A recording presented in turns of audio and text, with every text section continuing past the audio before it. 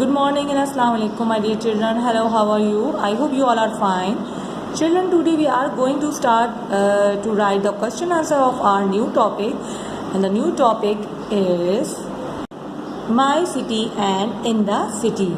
So children, first you have to make the title page in your copy like this, and then first you have to mention the day. Today is 15 September 2020 and day is Tuesday.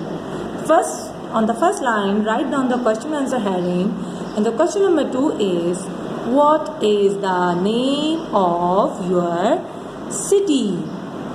The answer is, the name of my city is Karachi. आपके city का, आपके शहर का नाम क्या है? तो हमारी सिटी का नाम है Karachi. The name of my city is Karachi.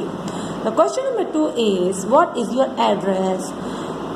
Answer में आपको अपने घर का you have to write your address. आपको अपना एड्रेस लिखना है जहाँ आप रहते हो. ओके, और कोशिश करिए बेटा वो याद भी करिए, क्योंकि दिस इज़ वेरी नेसेसरी कि आपको लाजमी याद होना चाहिए अपने घर का एड्रेस.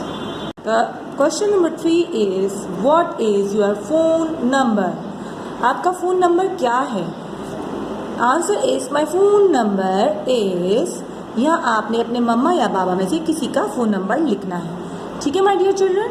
और आपने मम्मा या बाबा में से जो भी सभी नंबर लिख रहे हो, वैसे तो आपको दोनों के नंबर याद होने चाहिए, अपने मम्मा और बाबा के. ठीक है.